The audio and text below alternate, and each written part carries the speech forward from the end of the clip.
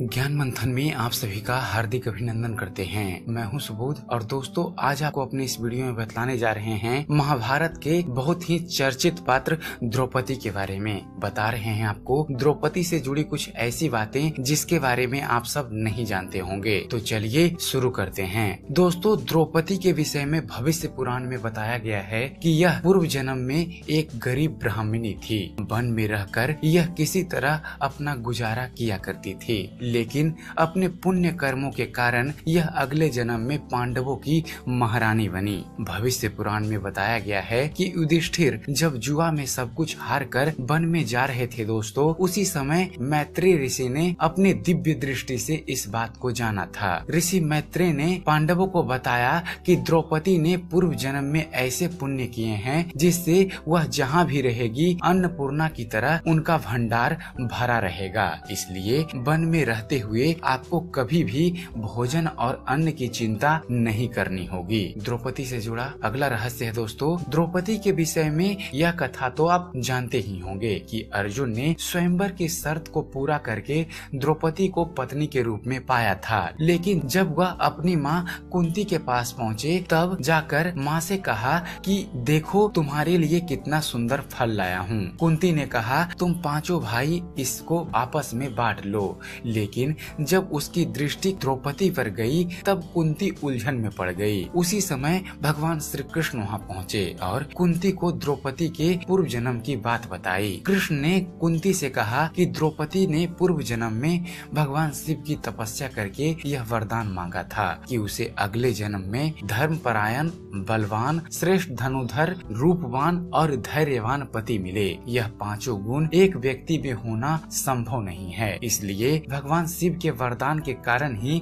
द्रौपदी के 5 पति होंगे। यह भी कहा जाता है कि द्रौपदी ने भगवान शिव से 14 प्रकार के गुण बताए थे, लेकिन भगवान शिव ने यह वरदान देने से मना कर दिया था। तब द्रौपदी ने 5 गुणों वाले पति की मांग की थी। अगर शिव जी 14 गुणों वाले पति का वरदान देते तो द्रौपदी के 5 नहीं बल्कि 14 पति हो सकते थे। द्रौपदी से जुड़ा अगला रहस्य है दोस्तों, यह बहुत ही आश्चर्य की बात मानी जाती है कि द्रौपदी किस तरह से अपने 5 पतियों के साथ समान प्रेम भाव और व्यवहार रखती थी और द्रौपदी को लेकर कभी पांडवों में आपसी विवाद क्यों नहीं हुआ था। इसका कारण यह माना जाता है कि पांडवों ने एक नियम बना रखा था कि द्रौपदी कभी भी एक साथ 5 भाइयों के पास नहीं रहेगी। एक भाई द्रौपदी के साथ 1 वर्ष तक ही रहेगा, उसके बाद द्रौपदी दूसरे भाई के साथ रहेगी। इस क्रम में द्रौपदी 5 भाइयों के साथ समान व्यवहार से रहती थी। इसमें एक नियम यह भी था कि जब एक भाई द्रौपदी के साथ रहेगा तब दूसरा भाई द्रौपदी के कक्ष में प्रवेश नहीं करेगा। जो इस नियम का उल्लंघन करेगा उसे 1 साल तक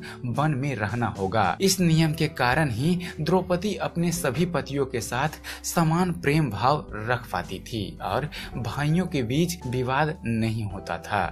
द्रौपदी से जुड़ा हुआ अगला रहस्य है द्रौपदी की पवित्रता के बारे में कि 5 पतियों के साथ रहते हुए भी द्रौपदी अपने आप को पवित्र कैसे रखती थी ताकि द्रौपदी के पतियों के बीच पवित्रता को लेकर मतभेद न हो। तो इसके बारे में कथा है कि जब द्रौपदी भगवान शिव से अपने 5 गुणों वाले पति की मांग करती है तब भगवान शिव उसे 5 पति होने का वरदान देते हैं। तब द्रौपदी भगवान शिव से कहती है प्रभु अगर अगले जन्म में मेरे 5 पति हुए मेरे पवित्रता को लेकर सवाल उठाए जाएंगे। तब भगवान शिव ने द्रौपदी को यह भी वरदान दिया था कि तुम जब भी शादी के बाद सुबह स्नान करोगी तो फिर से पुनः नव यौवन अर्थात कुमारित्व को प्राप्त कर लोगी। कहीं कहीं यह भी वर्णन मिलता है दोस्तों कि द्रौपदी अपनी पवित्रता को साबित करने के लिए एक पति से दूसरे पति के पास जाने के वक्त अपनी पवित्रता की परीक्षा वह हर दिन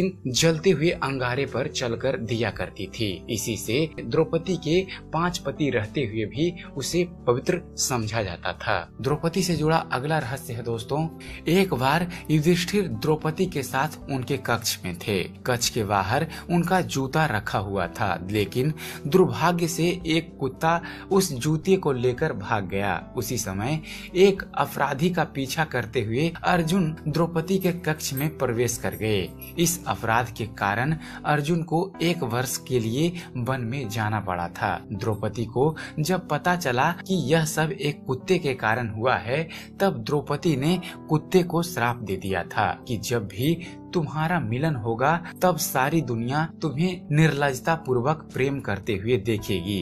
द्रौपदी के श्राप के कारण ही कुत्ते आज भी अपना मिलन गली और चौराहे के बीच किया करते हैं। और द्रौपदी से जुड़ा हुआ अगला रहस्य है दोस्तों, जुए में जब युधिष्ठिर द्रौपदी को हार गए तब दुशासन द्रौपदी के बाल पकड़कर खींचते हुए उन्हें भरी सभा में लेकर आया। उस समय द्रौपदी ऋतु चक्र में थी। शास्त्रों के अनुसार ऋतु चक्र के दौरान स्त्रियों को सात्विक भाव से एक तपस्विनी के भांति रहना चाहिए, इसलिए द्रौपदी ने उन दिनों मानव श्रृंगार नहीं किया था और अपने बाल खुले रखे थे। तब उस अवस्था में भरी सभा में बालों से खींचकर लाए जाने के कारण द्रौपदी ने यह प्रण लिया कि अब वह अपने बाल तब तक खुले रखेंगी जब तक कि दुशासन की छाती के लहू इन्हें नहीं मिल जाता। और दोस्तों चलते चलते एक ज्ञान की बात, एक स्मृत परिवार की महिला साड़ी की दुकान पर जाकर कहती है, कम से कम दाम वाली हल्की साड़ी दिखाना, मेरे बेटे की शादी है और काम वाली को भेंट देनी है। कुछ देर बाद उसी दुकान पे काम वाली आती है और कहती है, भैया महंगी साड़ी दिखाना, मालकिन के बेटे की शादी है, नई बहू को भेंट देनी है। आप ही बताइए दोस्तों, ज्यादा स्मृत कौन है? कहने का तात्पर्य यह है दोस्तों कि पैसा और ताकत किसी को महान नहीं बनाता, महान बनाता है उसकी सोच और उसका व्यक्तित्व। तो आशा करते हैं आप सबको हमारा यह वीडियो पसंद आया होगा। अगर आपको इस चैनल पर दी गई जानकारी पसंद आती है दोस्तों, तो आप हमारे वीडियो को लाइक कीजिए, शेयर कीजिए, आप हमारे वीडियो के बारे में कमेंट कीजिए कि आपको यह कैसा लगता है। दोस्तों आपका एक कमेंट हमें अच्छी से अच्छी वीडियो बनाने के लिए प्रोत्साहित करता है। और साथ ही साथ हमारे चैनल ज्ञान मंथन को सब्सक्राइब करना ना भूलें। हमारे चैनल को सब्सक्राइब कीजिए और हम आपके लिए ऐसे ही आध्यात्मिक जगत से जुड़े हुए वीडियो आपके लिए लाते रहेंगे। तो जुड़े रहिए हमारे चैनल के साथ और देखते रहिए, जानते रहिए। धन्यवाद। जय हिंद।